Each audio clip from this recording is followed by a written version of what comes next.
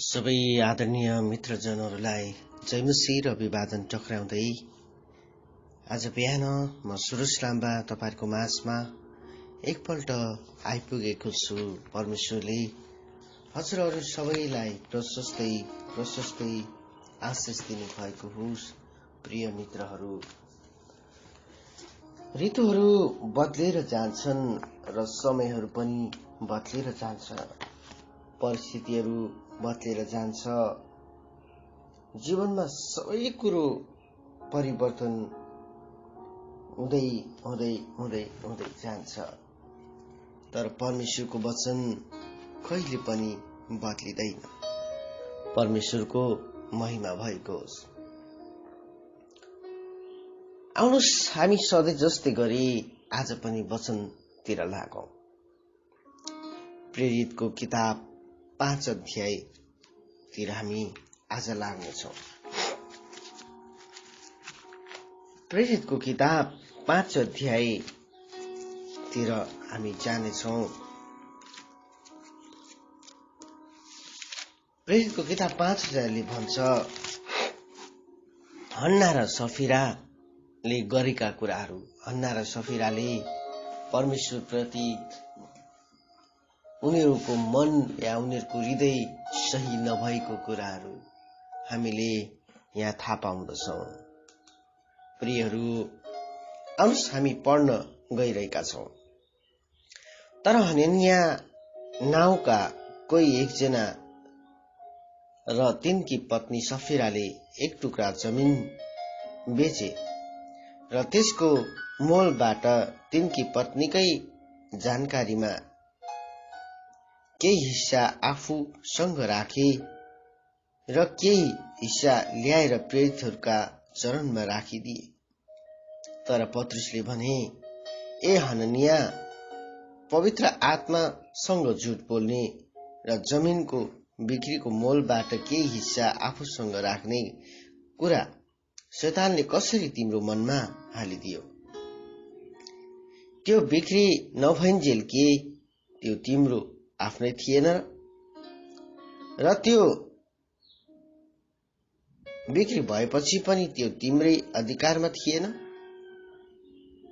यस्तो काम गर्ने विचार तिम्रो हृदयमा कसरी आयो? तिमीले मानिसहरूलाई त होइन, तर परमेश्वरलाई नै ढाँटेका छौ। यो कुरा सुनेर हनन्या भुइँमा लडे र तिनले प्राण त्यागे। यो सुन्नेहरू सबैमाथि ठूलो डर छायो। तब जवानहरूले उठेर तिनलाई लुगाले बेरेर बाहिर बोकी लगेर गाडिदिए। जे भइसकेको थियो सो थाहा नपाई प्राय 3 घण्टापछि तिनकी पत्नी पनि भित्र आए। पत्रुसले त्यसलाई सोधे, मलाई भन्, तिमीहरूले जमिन त्यतिमै बेचेका हौ? अनि त्यसले भने, ज्यू त्यतिमै। तर पत्रुसले त्यसलाई भने, तिमीहरूले प्रभुका आत्माको परीक्षा गर्न कसरी मिलेर महत्त्व गर्यौ?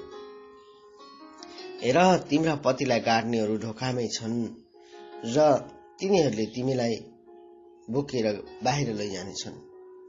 अनि तुरुन्तै त्यो उनको पाउमा लडी र प्राण त्यागी। जब जवानहरू भित्र आए, त्यसलाई मरिसकेकी देखेर बाहिर बोकेर लगेर त्यसको पतिको नजिकमा गाडिदिए। सारा मण्डलीमाथि र यी कुरा सुन्ने सबैमाथि ठूलो डर छायो। हालेलुया, परमेश्वरको महिमा होस्। पहिलो शताब्दीमा यहाँ मण्डली सुरुवात भएको छ। मण्डली सुरुवात हुँदै गर्दा यो प्रेरितको किताब पढ्दै जाँदा मलाई साह्रै मेरो हृदय गदगद हुन्छ। किनभने यहाँ चिन्ह र चमत्कारका किताबहरू भनेर पनि यसलाई चिन्न सकिन्छ। परमेश्वरले गर्नुभएको कार्यहरूलाई हामीले यो किताबमा थाहा पाउँछौं र मण्डली स्थापना भएको किताब हो यो। मण्डली वृद्धि हुँदै हुँदै हुँदै हुँदै त्यो समयमा जाँदै थियो। विश्वासीहरू थपिँदै थिए, विश्वासीहरू जोडिँदै थिए। चेलाहरू या विश्वासीहरू मिलेर यहाँ काम भइरहेको छ। जसलाई जेको खाँचो पर्थ्यो सबै कुरो साझा थियो। विश्वासीहरूको साझा भएर उनीहरूले सम्पत्तिहरू राखेका थिए।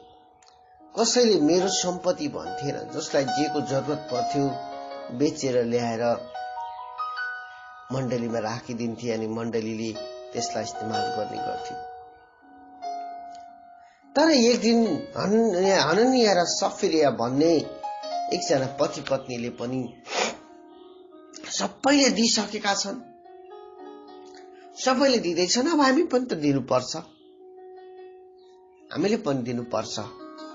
यिनीहरूले पति पत्नीले सल्लाह या मतो गरेर एउटा जमिन बेचेका हुन्छन्। यो जमिनको सबै पैसा मतो गरेपछि यिनीहरूले यो सबै पैसा त परमेश्वरलाई दिनुपर्ने थियो, परमेश्वरको भवनमा राख्नु पर्ने थियो। तर यिनीहरूको हृदयमा लालच आयो अनि त्यो लालचले उनीहरूलाई त्यो पैसा आधा राख्नुमा उनीहरूलाई लालच दियो। शैतानले जहाँ पनि काम गर्छ है प्रियहरू। उनीहरूले अलिकति पैसा राखेर अलिकति मण्डलीमा लगेर दिए।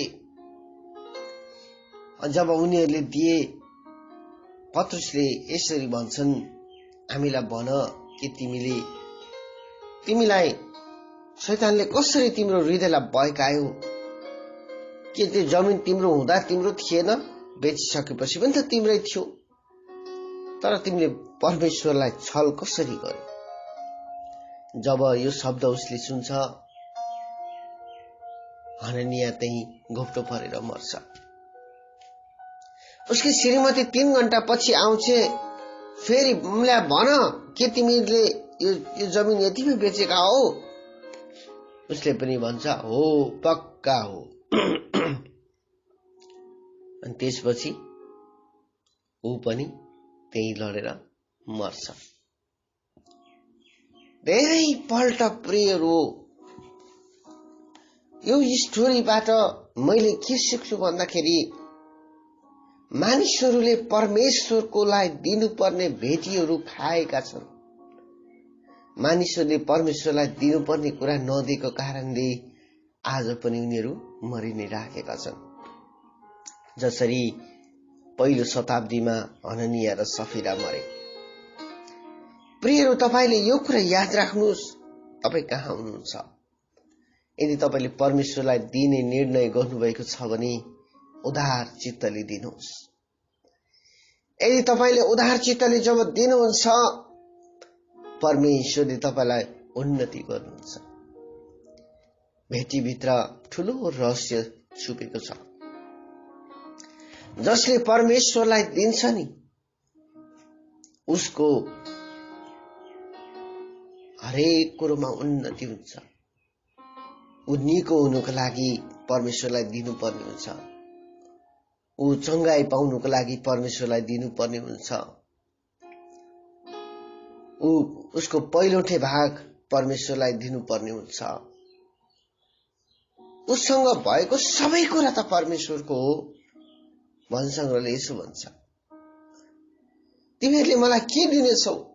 किनभने त्यो सबै मेरै त हो। के साँडेको बलि गर्छौ? साँडे पनि मेरै हो। सबै कुरो मेरै हो। तर तिमीहरूले के दिने?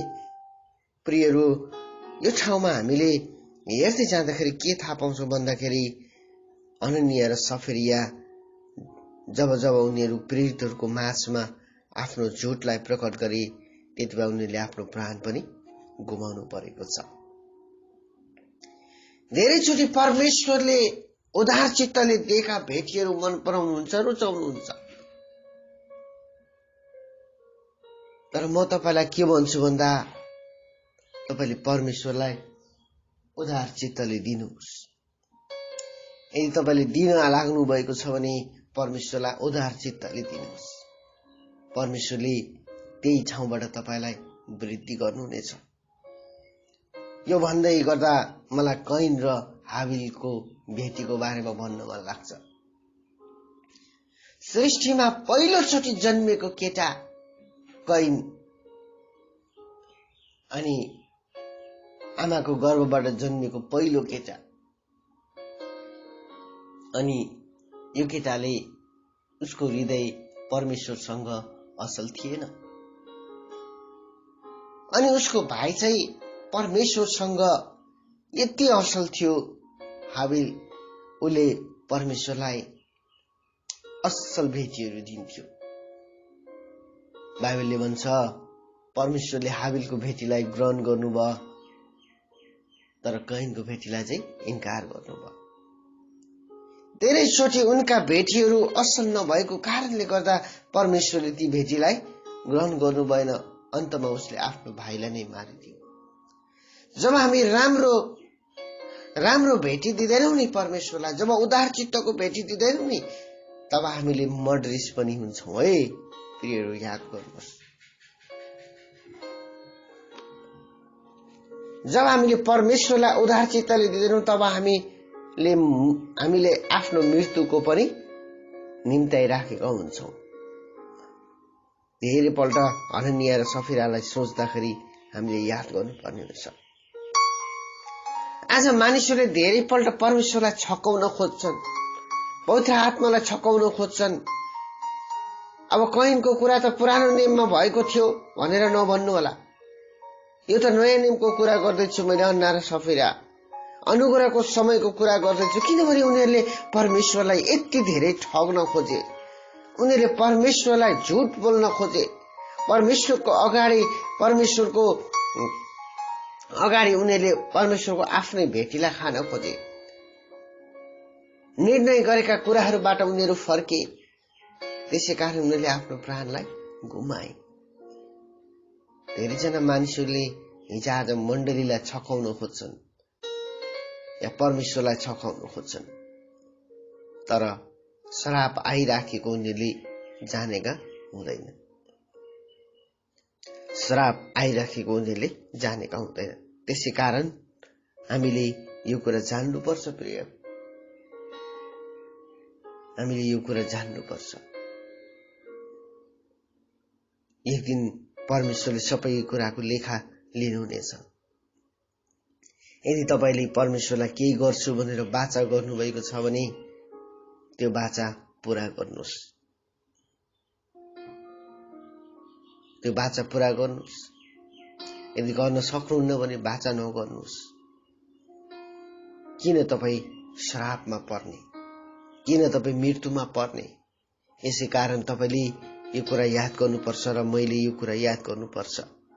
परमेश्वरको महिमा होस् कि हामीले यो कुरा जानौं। मानिसहरू धेरैपल्ट देखिन खोज्छन्, देखिन खोज्दा पनि उनीहरूको जीवनमा समस्या हुन्छ। सबैले त दे, हामी पनि दिनुपर्छ, वाउ, तर देखिनु पर्छ, हामीले पनि दिएका हौं त, तर लुकाएर पनि राखे। प्रियहरू, धेरैपल्ट तपाईले दिँदै गर्दा यो सोच्नुहोस्, ध्यान गर्नुहोस्, मैले परमेश्वरको राज्यको लागि दिँदैछु भने परमेश्वरले मेरो लागि गर्नुहुनेछ। त्यसै कारण आफ्नो मुठी खोल्दै गर्दा तपाईले उदार चित्तले मुठी खोल्नुहोस्, गनगन गरेर होइन, कटकट भएर होइन। यदि कटकट गरेर मुठी खोल्नुभयो भने परमेश्वरले त्यो भेटी ग्रहण गर्नुहुने छैन। त्यही भएर म तपाईलाई के भन्छु भन्दा आफ्नो हृदय खुल्ला राखेर परमेश्वरलाई दिन थाल्नुहोस्। परमेश्वरले तपाईलाई देशमा वृद्धि गर्नुहुनेछ, परमेश्वरले तपाईलाई समाजमा वृद्धि गर्नुहुनेछ, परमेश्वरले तपाईलाई मण्डलीमा वृद्धि गर्नुहुनेछ, परमेश्वरले तपाईलाई घरानामा वृद्धि गर्नुहुनेछ। यसै कारण म तपाईलाई के उत्साह गर्छु भन्दा उदार चित्तले परमेश्वरलाई दिन थाल्नुहोस्। परमेश्वरको महिमा होस्। आउनुहोस् हाम्रो आँखा बन्द गरौँ। परमप्रभु, तपाईलाई धन्यवाद, तपाईको छोराछोरीलाई आशीर्वाद दिनुहोस् जसले तपाईलाई दिन लागेका छन्। प्रभु, यी छोराछोरीको जीवनमा उन्नति ल्याउनुहोस्। प्रभु हन्ना र सफिरा जस्तो कटकट भएका भेटीहरू होइन, जसको कारण आफ्नो प्राण गुमाए उनीहरूले। हे बुबा, हामीलाई चाहिँ त्यो भेटी दिन दिनुहोस् जसबाट जीवन उत्पन्न हुन्छ, जसबाट जीवन सुरु हुन्छ, जसबाट तपाईको महिमा सुरु हुन्छ। प्रभु, हामीलाई त्यो भेटीमा हामीलाई सहभागी बनाउनुहोस्। धन्यवाद, तपाईले हाम्रो प्रार्थना सुन्नुभयो। येशूको नाममा यहाँहरू सबैलाई जय मसीह।